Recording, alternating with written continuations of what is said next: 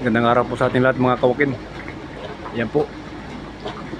Pang-anim na araw na natin ngayon dito sa Antiparos Island. Island in Greece. Ayan o. Daming turista. Kabalag.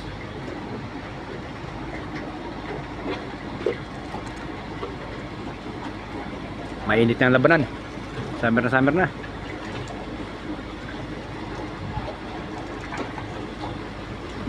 Sobrang init. Ito yung mangyayari rito. Yan o. Tambay.